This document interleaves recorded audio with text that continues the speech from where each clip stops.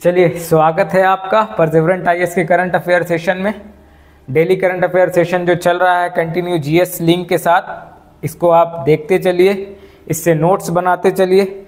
आपके एग्ज़ाम से पहले आपके पास करंट अफेयर का नोट्स होना चाहिए ताकि आप करंट अफेयर के लिए लास्ट टाइम में पैनिक ना करें। और इसमें जो है जीएस लिंक के साथ आपको पढ़ाया जा रहा है, तो इसलिए इसको ज़रूर कंटिन्यू करें।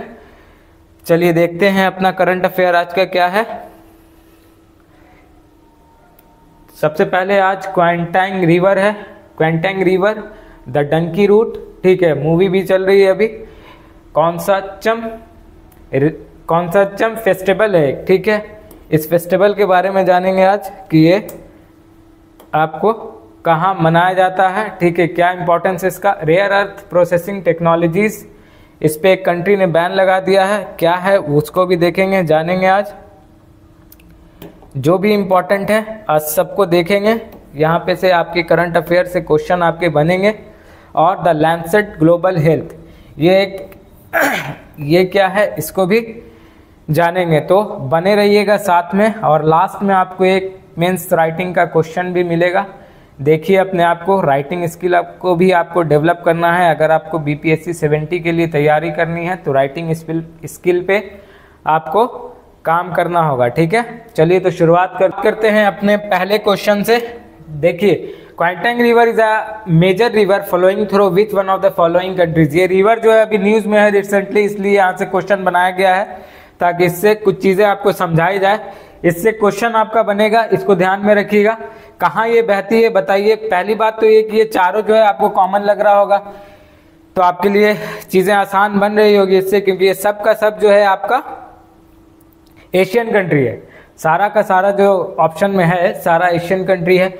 बताइए कहाँ फ्लो करती है, तो ये चाइना में फ्लो करती है। इसका करेक्ट आंसर ये है आपका चाइना, ठीक है। अभी देखिए इसको, it is a south east Chinese river that originates on the border of Anhui and Zhejiang province. ये प्रोविनेंस है चाइना का दो और ये गिरती कहाँ है, ईस्ट चाइना सी में, ठीक है। ये एक बे है, जैसे बे ऑफ बंगाल है, उसी तरह से ईस्ट चाइना सी वाया हांगजोंग बे में ये गिर जाती है। यहाँ से आपके लिए इंपॉर्टेंट ये भी बनता है कि दुनिया की 5 बड़ी नदियाँ आपको मालूम होनी चाहिए कि सबसे लंबी नदी कौन है। जब लंबाई की बात करेंगे तो पहले नंबर पे आपकी नाइल रिवर है, ठीक है, 6650 किलोमीटर। उसके बाद द अमेजोन रिवर है। एक बात ध्यान में रखिए कि अमेजोन का ड्रेनेज सिस्टम बड़ा है। ये इसका जो है 70 लाख के आसपास ड्रेनेज सिस्टम है, जबकि ये 50 लाख। ये ध्यान में रखिएगा आप। लेकिन लंबाई की बात करेंगे तो नाइल रिवर जो है इससे ज़्यादा बड़ी है, और कितनी बड़ी है यहाँ पे आपको मेंशन है। लेकिन drainage coverage, water coverage area बोलेंगे तो किसका ज़्यादा है, वो आपका अमेजोन का बहुत ज़्यादा है, नाइल से बहुत ज़्यादा, याद रखिएगा। यांगत्से रिवर, ये भी एक चाइना की रिवर है, इसको भी ध्यान में रखिएगा। तीसरे नंबर पे है वर्ल्ड में सबसे लंबाई में। मिसिसिपी रिवर जान रहे हैं ये कहाँ है, कमेंट में बताइए। यूएसए में है ये, ठीक है, कनाडा और यूएसए में बहती है। और ये गिरती कहाँ है, गल्फ ऑफ मैक्सिको में। इस बात को भी आप ध्यान में रखिएगा क्योंकि सबका आपसे पूछा जा सकता है। और यांगत्से रिवर कहाँ है, ये भी आपके चाइना में है, ठीक है। इस बात को भी आप ध्यान में रखिएगा। अब नील रिवर से जो है क्वेश्चन बनता है, तो वो जान लीजिए कि क्या क्वेश्चन बनता है इससे। कि नाइल रिवर जो है 2 रिवर से मिलकर बनी है। कौन कौन, तो एक है आपका व्हाइट नील और एक है आपका ब्लू नील, ठीक है। और यहां से भी आपसे क्वेश्चन बनता है कि व्हाइट नील कहां से निकलती है, तो ये आपको निकलती है लेक विक्टोरिया से, ठीक है। लेक विक्टोरिया जो कि कहाँ है, तंजानिया में। यहाँ से ये सारे क्वेश्चन इंपॉर्टेंट बनते हैं आपके वर्ल्ड ज्योग्राफी में। सब एक वनडे एग्जाम में पूछा जाता है। और ब्लू नाइल कहाँ से निकलती है आपको, लेक टाना, ठीक है। ये कहाँ है आपको, इथोपिया, ठीक है। इसको आप ध्यान में रखिएगा। व्हाइट नील से इतने सारे क्वेश्चन निकलते हैं, बनते हैं, जो आपके एग्जाम प्रोस्पेक्टिव से इंपॉर्टेंट है। इसीलिए ये आपका जो करंट अफेयर का सेशन है जीएस लिंक से कहलाता है। इस तरह से क्वेश्चन बनता है, ये आप ध्यान में रखिएगा। और ये कहाँ गिरती है, मेडिटेरियन सी में, ठीक है, ये भी ध्यान में रखिएगा। और ये सब जो है किस तरफ बहती है, फ्लो इनका किधर है, नॉर्थ की तरफ है, ध्यान में रखिएगा, ठीक है। नॉर्थ की तरफ बहती है ये सारी नदी, ठीक है। ये एक तो कन्वर्जन से बनती है किसके, ब्लू और वाइट के, ठीक है। उसके बाद ये नॉर्थ की डायरेक्शन में बहती है, और उसके बाद ये भी ध्यान में रखिएगा कि ये 11 कंट्री को सर्व करती है, 11 कंट्री से होते हुए बहती है ये, ठीक है। आपका सुडान हो गया, इथोपिया हो गया, तंजानिया हो गया, ये सारे जगह को ये कवर करती है, लीबिया हो गया, सब जगह से ये बहते हुए कहाँ गिरती है, मेडिटेरियन सी में। इस बात को आप ध्यान में रखिएगा। और अमेजॉन रिवर की बात करें तो ये आपके कहाँ है, अमेजॉन ब्राज़ील से शुरू होती है ये, और ये भी 7 कंट्री में बहती है आपके। अगर आप साउथ अमेरिका की बात कीजिएगा तो साउथ अमेरिका में टोटल 12 सोवर्जन कंट्री है, उसमें से 7 में ये आपकी बहती है अमेजॉन रिवर, ठीक है। और ये कहाँ गिरती है, अटलांटिक ओशियन में, अटलांटिक ओशियन में। इस बात को भी आप ध्यान में रखिएगा। यांगत्जे रिवर ये कहाँ गिरती है, साउथ चाइना सी में, ठीक है, याद रखिएगा। मिसिसिपी रिवर कहाँ गिरती है, ये गिरती है आपकी मैक्सिको, गल्फ ऑफ मैक्सिको में गिरती है, ठीक है। इसको ध्यान में रखिएगा, ठीक है। यांगत्से रिवर ये कहाँ गिरती है, ये आपको कमेंट में बताना है कि ये कहाँ गिरती है, कुछ काम आपके लिए भी। वैसे हम बता दें आपको कि येलो चाइना सी वगैरह में गिरती होगी कहीं पे, ध्यान से देखिएगा, कमेंट कीजिएगा कि ये कहाँ गिरती है आपकी। नेक्स्ट क्वेश्चन देखते हैं। यहाँ पे जो भी आपके लिए बताया गया ये सारे के सारे जो है आपके इंपॉर्टेंट पॉइंट थे जो इससे लिंक करके आपको बताया गया है। नेक्स्ट, इसमें कुछ छूटा तो नहीं, हाँ ये याद रखिएगा इसका ड्रेनेज कितना है, ये 70 लाख है, और नाइल का याद रखिएगा 32 लाख के आसपास है, शायद मैंने कुछ ज़्यादा बोल दिया था, ये 32 लाख के आसपास है, इसको ध्यान में रखिएगा।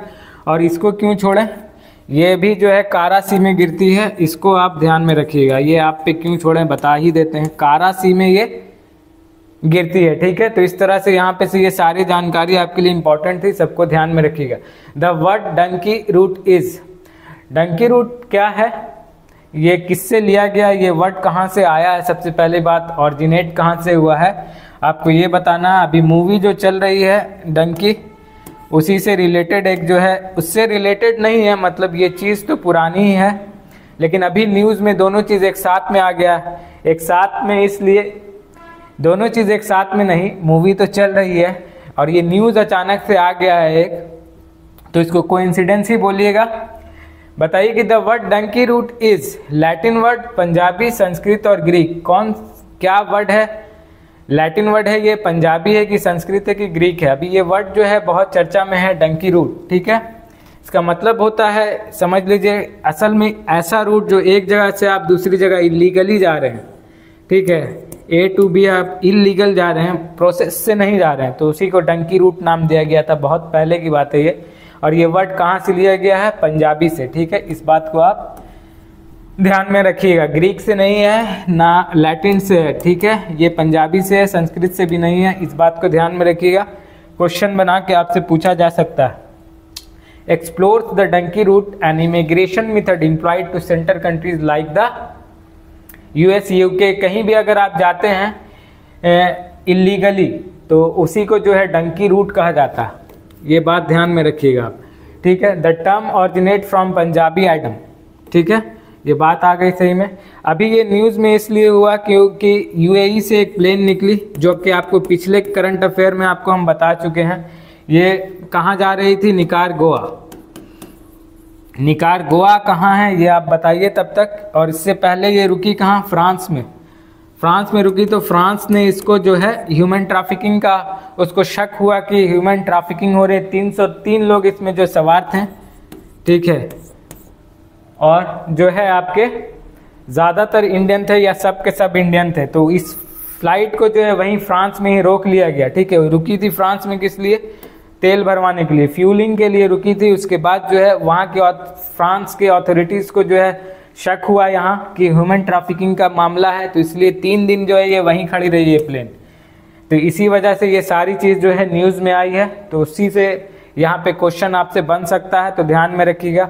अमेरिकन अथॉरिटीज़ का कहना है कि 97,000 Indian trying to enter illegal into the US, ठीक है, have been arrested by American authorities, ठीक है, ऐसा कहा जा रहा है। ये कब से है, ये एक डेटा दिया था, अभी उन्होंने कुछ डेटा रिलीज किया था, 7 या 8 साल का डेटा था ये, आगे आपको पता चल जाएगा।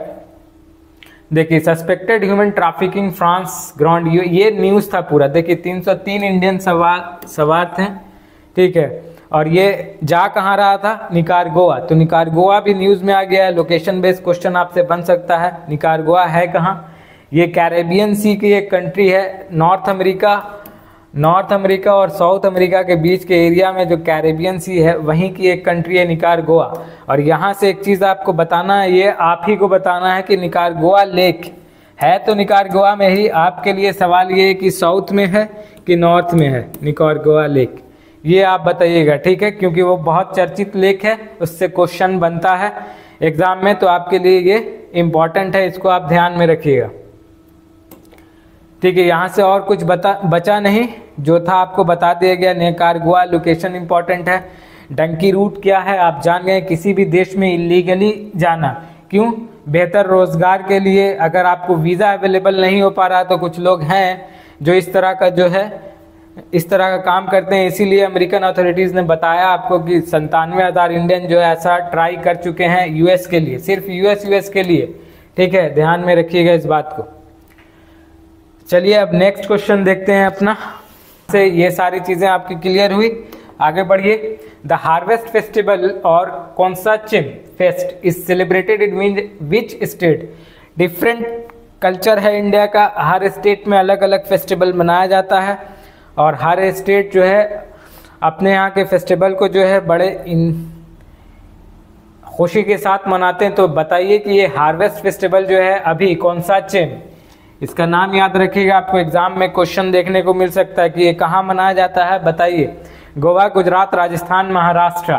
एक चीज़ कोई कॉमन मैपिंग अगर आपका बहुत अच्छे से पता है तो सब मालूम होगा आपको कि ये सारे स्टेट जो है वेस्ट के हैं, सेंट्रल के हैं, कहाँ के हैं, ये सब आपको पता होना चाहिए। गोवा, गुजरात, राजस्थान, महाराष्ट्र। एक बात याद रखिएगा, ये फेस्टिवल जो है गोवा का ही है, ठीक है, और गोवा आपको 1961 में पुर्तगालीज से लिया गया, लेकिन उस टाइम जो है ये स्टेटहुड पूरी तरह से नहीं बना था। स्टेटहुड इसको कब मिला है पूरी तरह से गोवा को, 30 मई 1987 में, इस बात को आप ध्यान में रखिएगा, ठीक है। इसके साथ साथ दमन एंड दीव को भी जो है 1961 में ही छुड़ाया गया था, किससे और कौन सा ऑपरेशन था। इससे पहले आपको ऑपरेशन पोलो पढ़ाया गया था, करंट अफेयर में ही बताया गया था, अगर आपको याद है तो। इसके लिए कौन सा ऑपरेशन था, कोई कमेंट में बताइए। धुरंधर सारे, ये जो था आपका ऑपरेशन विजय था, ठीक है, ऑपरेशन विजय था, ठीक है, इंडियन आर्मी के द्वारा चलाया गया। अब ये इसके बाद गुजरात कब बना आपका, ये दूसरा स्टेट था जो लिंग्विस्टिक बेस बना है, ठीक है, महाराष्ट्र प्रोविनेंस से अलग होकर। कब बना है लेकिन ये बना था आपका 1 मई 1960, ये ध्यान में रखिएगा। गुजरात, गोवा जो था आपका 25वां स्टेट था, 25वां स्टेटहुड मिला था इसको, ठीक है, इस बात को आप ध्यान में रखिएगा। राजस्थान कब बना है, तो राजस्थान 1949, ठीक है, महाराष्ट्र 1956, इस बात को आप ध्यान में रखिएगा। महाराष्ट्र का कंफर्मेशन आपको करना है कि महाराष्ट्र को जो है स्टेटहुड का दर्जा कब मिला था, ठीक है। आगे देख लीजिए कि इसका आंसर क्या था, इसका आंसर यही है, द हार्वेस्ट फेस्टिवल ऑफ कॉन्साचम fest celebrated through the month of August. अगस्त में मनाया जाता है, कहाँ मनाया जाता है, ये गोवा में, इस बात को आप ध्यान में रखिएगा, ठीक है। चलिए तो अब नेक्स्ट देखते हैं, जो चीज़ इंपॉर्टेंट थी यहाँ से आपको बता दिया गया। यहाँ पे सिर्फ एक ये नाम इंपॉर्टेंट है आपके लिए, पूछा जाएगा तो यही पूछा जा सकता है आपसे कि किस स्टेट में मनाया जाता है, ये गोवा में। और गोवा जो है आपका सबसे छोटा स्टेट भी है, सबसे छोटा स्टेट के लिए ये था ना GSTN, ठीक है, गोवा, सिक्किम, त्रिपुरा और नागालैंड, ठीक है। आगे बढ़ते हैं, नेक्स्ट क्वेश्चन क्या है, recently which country bans export of rare earth processing technology, ठीक है। कौन सी कंट्री है जिसने बैन कर दिया है रेयर अर्थ प्रोसेसिंग टेक्नोलॉजीज को, ठीक है। इसमें इंडिया का भी रैंक जान लीजिए आप कि रेयर अर्थ प्रोसेसिंग में इंडिया का रैंक क्या है। इंडिया का रैंक जो है आपका 5th है, याद रखिएगा। और पहले नंबर पे कौन है? चाइना है, इस बात को आप ध्यान में रखिएगा। तो इसका आंसर क्या होगा? चाइना ही होगा। 21 दिसंबर को ऐसा किया है उन्होंने कि रेयर अर्थ टेक्नोलॉजी जो है, जिसका बहुत ज़्यादा अभी तेज़ी से डेवलप्ड नेशन में इस्तेमाल हो रहा है, और इंफ्रास्ट्रक्चर के लिए, चाहे रोड ट्रांसपोर्ट ये व्हीकल हो या फिर आपको स्मार्ट टेक्नोलॉजी डेवलप करना हो, स्मार्टफोन्स वगैरह, इसमें जो है ये रेयर अर्थ प्रोसेसिंग मटेरियल बहुत ज़्यादा इस्तेमाल होते हैं, जिसकी वजह से जो है ज़्यादातर कंट्री जो है इस रेयर अर्थ प्रोसेसिंग टेक्नोलॉजी के लिए किस पे डिपेंडेंट थी? चाइना पे डिपेंडेंट थी। तो चाइना ने इसको अब बैन कर दिया है अपने यहाँ। देखिए, China ban export of rare earth processing technology. It also ban the export of production technology for rare earth. वो टेक्नोलॉजी को भी इसने बैन कर दिया है जिससे आप रेयर मटेरियल से जो आप एक्सट्रैक्ट करके निकालते हैं उसको भी जो है इसने बैन कर दिया है, ठीक है। रेयर अर्थ मैग्नेट वगैरह जिससे आप तैयार करते हैं, जो टेक्नोलॉजी थी, technology to extract and separate the strategic metals, इसको भी, इस टेक्नोलॉजी को इसने बैन कर दिया है, ठीक है। क्योंकि डिपेंडेंसी जो है लोग कम कर रहे थे, जैसे कि यूएस हो गया। यूएस को जो है रेयर मटेरियल के लिए भी इसी पे, चाइना पे ही डिपेंडेंट है, रशिया भी इसी पे डिपेंडेंट है, इंडिया भी इसी पे डिपेंडेंट था। तो अब इस चीज़ को जो है उसने बैन कर दिया है, अपनी टेक्नोलॉजी को जो है वो बाहर नहीं जाने दे रहा है। ऐसा इसलिए कहा जा रहा है, और ऐसा क्यों किया है उसने? इंटरनल सिक्योरिटी के नाम पर ये सब कुछ होता है, तो चाइना ने भी वही किया है। अब रेयर अर्थ मटेरियल्स है क्या, इस चीज़ को जानिए। A group of 15 element in the periodic table known as the lanthanide. Lanthanide जो सारा का सारा है आपका, वो सब किस में आता है? रेयर अर्थ मटेरियल में आता है, और ये हल्के एलिमेंट होते हैं, इस बात को आप ध्यान में रखिएगा। यहाँ पे कुछ को मेंशन किया गया है जो एनसीईआरटी में मेंशन है, और ये आपका रहा रेयर अर्थ मटेरियल, ठीक है। इसको आप ध्यान में रखिएगा कि कौन सी कंट्री ने बैन किया है, और इंडिया का रैंक इसमें याद रखिएगा, जो कि न्यूज़ बना है तो इंडिया की रैंकिंग पूछा जा सकता है। इंडिया रैंक 5th पे है, जबकि चाइना पहले नंबर पे है। और ये बात ध्यान रखिए कि China the world top processor of rare earth, ठीक है। और इसने 21 दिसंबर को बैन कर दिया है, इस चीज़ को आप ध्यान में रखिएगा। ये सारी जानकारी आपके लिए एग्जाम पॉइंट ऑफ व्यू से इंपॉर्टेंट है। यहाँ कुछ एग्जाम्पल जो है लास्ट में IUM है, जितने सेरियम, ये टेरियम, लैंथेनियम, स्कैंडियम, सब ये सब जो है आप याद कर लीजिएगा। एग्जाम्पल दे के आपसे जनरल साइंस में पूछा जा सकता है कि रेयर मटेरियल इनमें से कौन है, रेयर अर्थ मटेरियल इनमें से कौन है। ये सारे जो है एनसीईआरटी में मेंशन है, इसलिए यहाँ पे आपको मेंशन किया गया है। ये लाइट एलिमेंट्स भी कहलाते हैं, इस बात को आप ध्यान में रखिएगा। नेक्स्ट क्वेश्चन देखिए, recently a report on child marriage in India publish, किसके द्वारा पब्लिश किया गया है? चाइल्ड मैरिज पर जो है एक रिपोर्ट आई है अभी, जो कि आपके मेंस के लिए पूरा मटेरियल बना हुआ है, उसमें उससे क्वेश्चन हो सकता है आपसे। आप उसको उस रिपोर्ट को एक बार ज़रूर पढ़िएगा, ठीक है। पीटी और मेंस दोनों के लिए उसमें जो है क्वेश्चन छुपे हो सकते हैं, आप ढूंढिए, मिलेगा आपको, वहाँ से क्वेश्चन आपको मिल सकता है। फिलहाल ये बताइए कि कौन सी बॉडी जो है ये रिपोर्ट को लेकर आई है? NITI Aayog, the Lancet global health, the ministry of women and child development, UNICEF. सारा जो है कॉम्प्लिकेटेड यहाँ पर आपको ऑप्शन है, जो आपके लिए सवाल को टफ बना रहा है। तो इसका आंसर है आपका द लैंसेट ग्लोबल हेल्थ, ठीक है। ये एक जर्नल है, इसी में ये रिपोर्ट आया है। देखिए, the Lancet global health journal sheets light on the prevailing scenario of child marriage in India, ठीक है। सिनेरियो क्या है? 49% का तो रिडक्शन हुआ है चाइल्ड मैरिज पर, लेकिन ये देखिए 1993 में 22%, ठीक है। Boy child marriage reduce from 7%, लड़कों का भी चाइल्ड मैरिज होता है जो कि 7% कम हुआ है, लेकिन 2006 से लेके 2021 तक 2% कम हुआ है। लेकिन साल 2016 से 2021 में एक ऐसा भी देखा गया है कि ये राइज इन चाइल्ड मैरिज देखा गया है लड़कों के केस में, ठीक है। इस बात को आप ध्यान में रखिएगा, ये डेटा आपके लिए बहुत ज़्यादा इंपॉर्टेंट है, स्क्रीनशॉट ले लीजिए इसका, इसको नोट कर रहे हैं तो अच्छी बात है। नोटेबली ये चीज़ याद रखिए कि 4 ऐसे स्टेट हैं जहां जो है गर्ल चाइल्ड इंक्रीज हुआ है। देखिए चाइल्ड मैरिज इंक्रीज हुआ है। State witness and increase in girl child marriage including Manipur, Punjab, Tripura and West Bengal. इस स्टेट को आप जरूर याद रखिएगा, ठीक है, यहाँ से आपसे क्वेश्चन अराइज हो सकता है। और बॉयज चाइल्ड मैरिज कहाँ इनकम्पास हुआ है? छत्तीसगढ़, गोवा, मणिपुर एंड पंजाब। यहाँ से ये जो है आपके लिए नोटेबल पॉइंट है, यहाँ से क्वेश्चन एग्जामिनर बना सकता है इस रिपोर्ट के जरिए, ठीक है। तो यहाँ से ये जो चीज़ आपको बताया गया वो सब इम्पोर्टेंट था, इसको ध्यान में रखिएगा। और यहाँ पे 2 बॉडी जो है आपके लिए और इम्पोर्टेंट है, इसके बारे में आपको कई बार बताया जा चुका है, इसको आप याद रखिएगा। ये पब्लिक प्लानिंग के लिए बहुत बड़ी यूनिट है गवर्नमेंट की, और इसको थिंक टैंक भी बोला जाता है, ठीक है। ये कब बनी थी इसको आप ध्यान में रखिएगा, 1 जनवरी 2015, ठीक है। इसने किसको रिप्लेस किया था? प्लानिंग कमीशन ऑफ इंडिया को, यानी इसने योजना आयोग को जो है रिप्लेस किया था। योजना आयोग को इसने रिप्लेस किया है, उसी का नाम जो है अब क्या बन गया है? NITI Aayog, national institute for transforming India, इसका जो है पूरा नाम है, इसको आप ध्यान में रखिएगा। National institute for transforming India, 1 January 2015, think tank है ये, इंडिया का पॉलिसीज मेकर है ये। इसके द्वारा रिपोर्ट भी आता है, एजुकेशन से रिलेटेड जो भी रिपोर्ट आएगा वो नीति आयोग के थ्रू ही आता है। और एक रिपोर्ट 75 आता है, उसको भी ध्यान रखिएगा, ये भी नीति आयोग के थ्रू आता है। इंडेक्स भी रिलीज होती है इसके द्वारा, वो भी आप याद रखिएगा।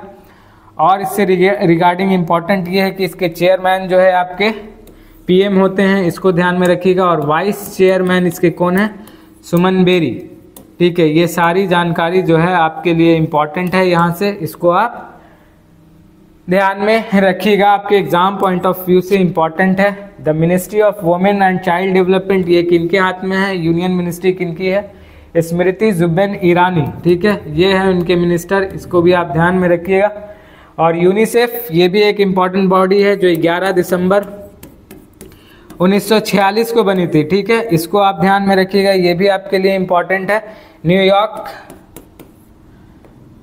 में इसका मुख्यालय है, ठीक है। और ये किसके लिए है? चाइल्ड स्पेशलाइज्ड एजेंसी है यूएन की, जो चिल्ड्रन फंड के लिए काम करती है, ठीक है। ये सारी इम्पॉर्टेंट बॉडी थी, इम्पॉर्टेंट जानकारी जो इससे रिलेटेड आपको दे दिया गया है, इसको आप याद रखिएगा, एज इट इज आपके एग्जाम में देखने को मिल सकता है ये, ठीक है।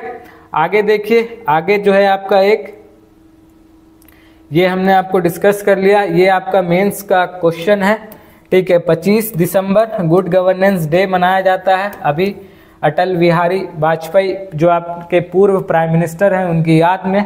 तो आपसे ये सिंपल सा क्वेश्चन है, लिखिए, कोशिश कीजिए, ट्राई कीजिए लिखने का, कुछ ऐसा इस पे लिख के सबमिट कीजिए। इस नंबर पे इस व्हाट्सएप पे आप सबमिट कर सकते हैं अपने आंसर को। वैसे आपके पास टाइम तो होता नहीं है, आपके पास ऐसे ही 10, 12, 20, 22 काम है, लेकिन ये ज़्यादा इम्पॉर्टेंट है। अगर आप एक एस्पायरेंट हैं, आपको BPSC 70 लिखना है, ठीक है, मेंस, तो इस तरह के क्वेश्चन के आपको आदी होना होगा और हर दिन इस तरह का एक क्वेश्चन ज़रूर लिखिए आप। वर्ड लिमिट अभी नहीं दिया है क्योंकि हमको मालूम है कि आप ज़्यादा इस पे नहीं लिख पाइएगा, ठीक है।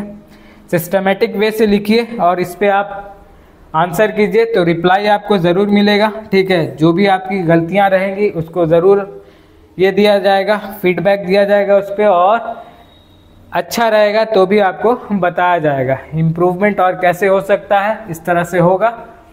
और जो भी जानकारी करंट अफेयर के सेशन में आपको दी जा रही है, आप ध्यान रखिए कि क्वेश्चन आपके वहीं से बनेंगे, ठीक है।